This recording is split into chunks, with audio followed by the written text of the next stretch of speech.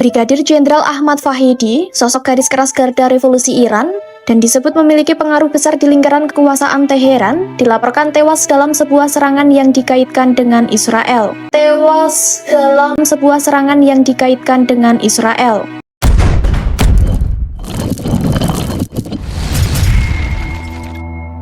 Halo kaum intelektual sekalian. Wah, gila. Luar binasa. Sepertinya video ini tidak akan disukai oleh warga Konoha. Kenapa video ini tidak akan disukai oleh warga Konoha? Alasannya karena jagoan warga Konoha, yaitu pemimpin tertinggi IRGC atau Ahmad Fahidi, baru-baru ini dikabarkan modar atau tewas. Wow. Gila. Sepertinya video ini akan dibenci oleh warga Konoha karena jagoan yang dibangga-banggakan oleh warga Konoha modar, tewas, meninggoy. Wow, gila. Luar binasa. Nah, yang jadi pertanyaan, siapa yang menewaskan Ahmad Fahidi atau pemimpin tertinggi IRGC ini? Yang menewaskan itu adalah Israel atau IDF. Wow. Gila. Sepertinya berita ini tidak akan disukai oleh warga Konoha karena jagoan mereka lagi-lagi modar gitu ya. Tapi walaupun jagoan mereka banyak yang modar, pendukung Iran akan mengatakan Iran itu negara superpower, negara yang kuat, negara yang luar biasa, tidak mungkin kalah.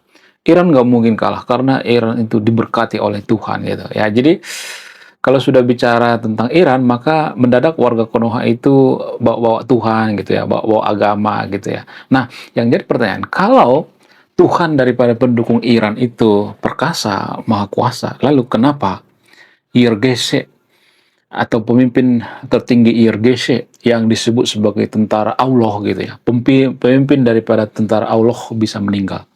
Kemana Tuhan saat itu?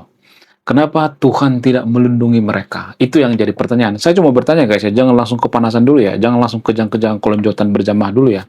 Jadi sepertinya berita tewasnya Ahmad Fahidi atau pemimpin IRGC ini tidak disukai oleh warga Konoha, akan dibenci oleh warga Konoha. Karena apa? Karena ini tidak menguntungkan bagi mereka. Mereka mau bahwa Ahmad Fahidi ini adalah tentara Allah, tapi ternyata meninggoy juga. Nah, yang jadi pertanyaan, kok bisa Ahmad Fahidi ini meninggal pada saat Israel menyerang Iran beberapa hari yang lalu? Nah, dari mana Israel mengetahui keberadaan daripada Ahmad Fahidi? Apakah dibocorkan oleh bini tuanya gitu? Apakah dibocorkan oleh bini mudanya gitu? Apakah karena poligami mempengaruhi seseorang itu jadi meninggal gitu? Apakah karena faktor kecemburuan gitu? Lalu apakah keluarganya juga meninggal? Dan berita ini tidak asal saya karang-karang sendiri. Ini berdasarkan data ilmiah. Berita internasional juga mengatakan seperti itu. Pada saat Israel menyerang Iran, yang disasar utama itu selain daripada pabrik petrokimia, yang utama adalah pemimpin tertinggi IRGC atau Ahmad Fahidi. Wow, gila. Kita harus mengapresiasi ya. Mengapresiasi apa? Mengapresiasi akurasi serangan daripada Israel ya. Kita harus mengapresiasi dong ya. Kalau misalnya mengatakan kok jahat banget, dalam perang itu emang ada yang jahat, ada yang baik gitu. Ya, kalau misalnya mengatakan oh Iran itu korban, Iran itu terjolimi, Iran itu sebenarnya tidak bersalah, Iran itu tidak pernah menyerang negara lain, kata siapa?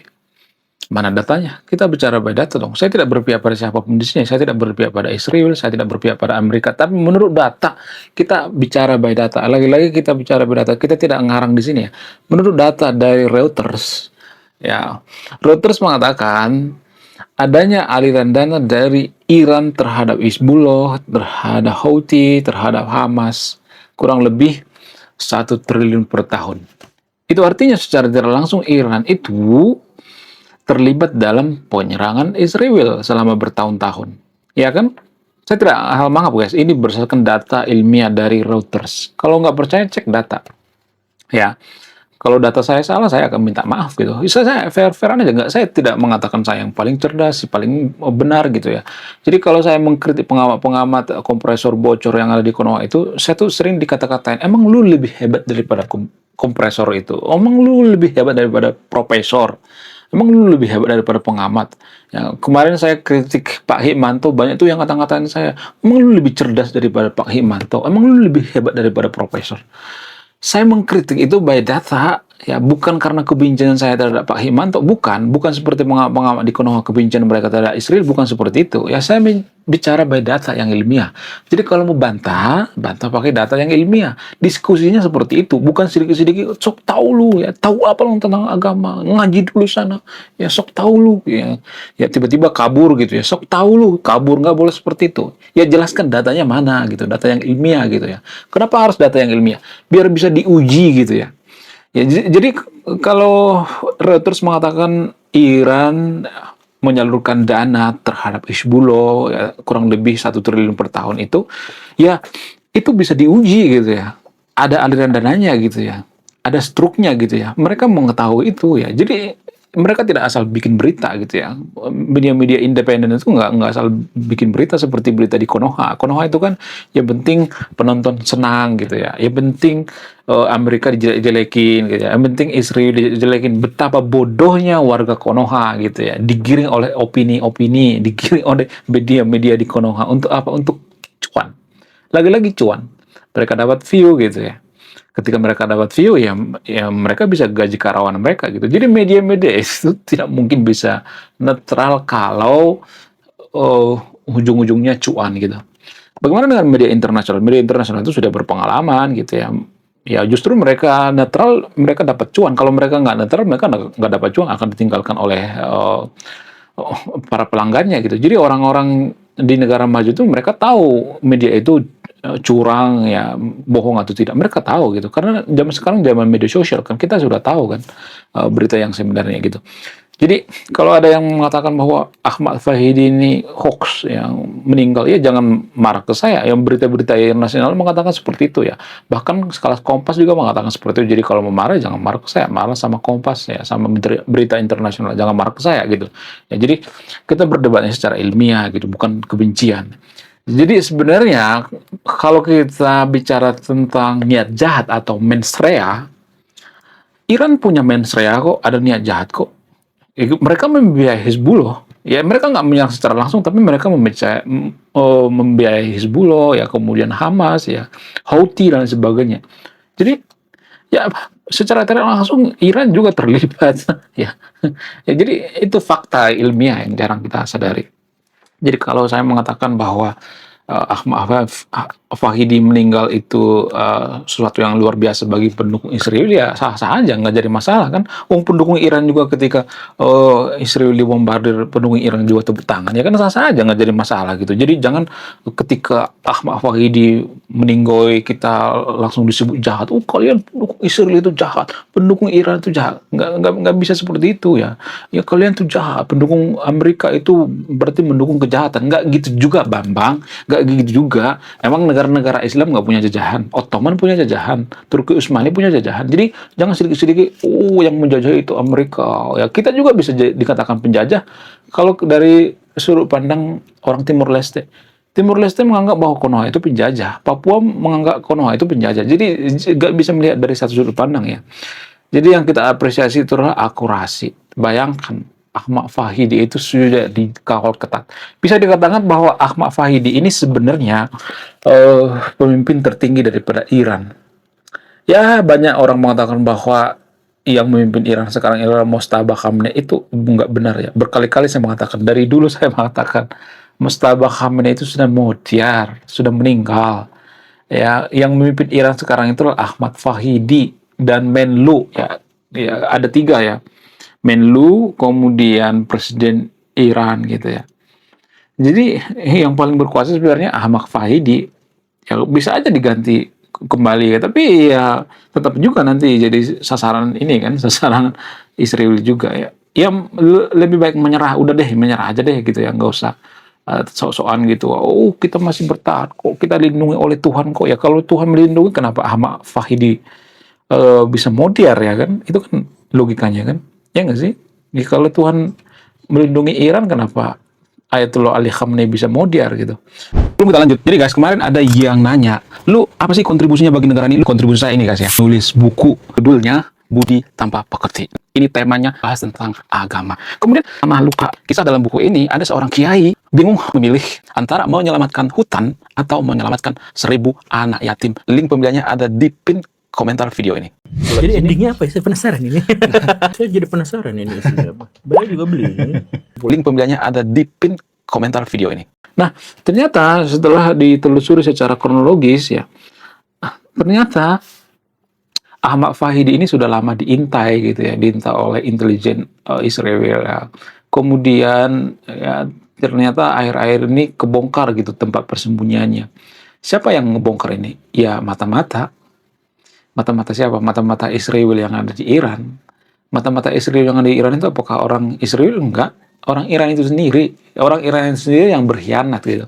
Jadi kalau menyalahkan Israel, ya menyalahkan Amerika, jangan disalahkan juga. Ya orang Iran juga yang berkontribusi membunuh Ahmad Fahidi gitu. Ya kan melalui intelijen. Nggak mungkin Ahmad Fahidi diketahui keberadaannya kalau tidak melalui intelijen. Pasti melalui intelijen lah. Ya, itu sangat mustahil. Ayatollah Ali Khamenei juga meninggal karena apa? Karena berdasarkan intelijen. Yang memasang chip ke CCTV siapa? Manusia kan? Ya kan? Yang moto-moto siapa? Manusia kan? Jadi pengaruh daripada manusia gitu ya. Jadi kalau ada yang mengatakan bahwa Ahmad Fahidi diserang secara random, nggak juga gitu.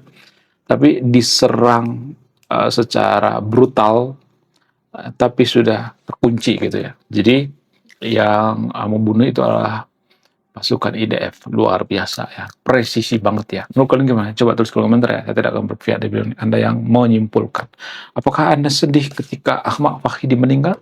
Silahkan tuliskan di kolom komentar. Kemudian kenapa serangan daripada Israel ini sepresisi itu? Ya karena mereka tuh punya teknologi, punya segalanya gitu ya. Kenapa mereka punya segalanya? Apa alasannya? Ya karena mereka berusaha gitu ya. Mereka tidak pernah mengutak-mengutuk ya. Mereka tuh nggak peduli, walaupun warga Konoha mengutak-mengutuk Israel, mereka nggak peduli ya. Mereka berpikir ya, mereka sibuk dengan urusan mereka gitu ya, nggak seperti Konoha gitu ya. Konoha itu sibuk dengan urusan orang lain ya. Mereka membela Iran itu karena seagama, seiman gitu ya, nggak ada alasan lain gitu ya. Sama seperti Israel misalnya. Israel itu apakah peduli dengan Konoha? Enggak, mereka nggak tahu di mana Konoha. Mereka tahunya cuma Bali gitu ya. Konoha mereka nggak tahu, mau kita kutuk juga mereka nggak peduli gitu, nggak ada urusan gitu. Jadi nggak ada gunanya juga gitu. Lebih baik kita belajar dari teknologi Israel ya. Jadi banyak yang belum mengetahui ternyata yang melatih militer Konoha itu terutama dalam bidang intelijen itu ya Israel. Israel mengetahui kekuatan Konoha. Jadi gak usah banyak bacot lah gitu. Ya, lebih baik kita belajar sama Israel. Kenapa mereka cerdas, mereka jenius, kenapa gitu, apa alasannya. Jadi setelah saya riset ternyata ada alasan yang paling masuk akal kenapa Israel itu punya otak yang sangat jenius ya.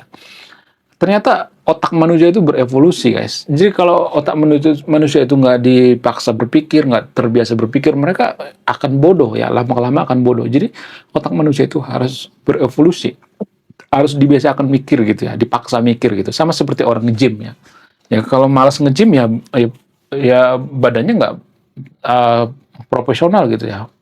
Buncit gitu ya. Sama kayak saya gitu. Tapi otak gimana? Ya otak kita harus latih gitu ya, tiap hari nge-gym gitu ya. Latih berpikirnya gitu ya. Dengan cara apa? Dengan cara membaca. Membaca itu melatih otak gitu ya. Kemudian berpikir kritis gitu melatih otak gitu ya. Berpikir ilmiah itu melatih otak ya. Bagaimana dengan berpikir yang mohon maaf ya, yang keyakinan gitu. Ya biasanya kalau yang berpikir keyakinan itu mereka kan sudah mengetahui segalanya. Oh, semua kehendak Tuhan ya. Oh, semua kehendak Allah gitu ya. Oh, semua kehendak yang Maha Kuasa. Iya, saya tahu ya, tapi kalau semua kehendak Allah atau yang Maha Kuasa, kenapa pemimpin IRGC meninggal gitu? Ya kan? Itu yang jadi permasalahan. Saya cuma bertanya ya. Ya kalau mereka dilindungi sama Tuhan gitu, kenapa bisa meninggal? Itu kan yang jadi permasalahan. Ya. Kemana Tuhan saat itu? Kenapa nggak dilindungi? Ya, padahal kan itu pemimpin tertinggi daripada Iran, guys. Nah, apakah perang ini akan selesai ketika Ahmad Fahidi meninggoy? bagaimana fakta yang sebenarnya. Ya, jadi silakan buka sendiri ya. Menurut keyakinan saya, kayaknya ini tetap akan berlanjut ya, tapi mungkin lama-kelamaan, mungkin nunggu waktu dulu deh gitu ya. 2 bulan atau setahun lagi gitu ya. Ya mirip seperti Hamas lah gitu. Hamas awal-awalnya kan mereka mengatakan, oh Hamas bisa mengalahkan tentara IDF, padahal kan nggak ada tuh ya. Oke guys ya, sekian videonya ya. Anda yang memutuskan, saya tidak memutuskan ya. Apakah Anda sedih ketika Ahmad Fakhidi mau tiar? Sekian video ini, saya kaum intelektual, salam rasional.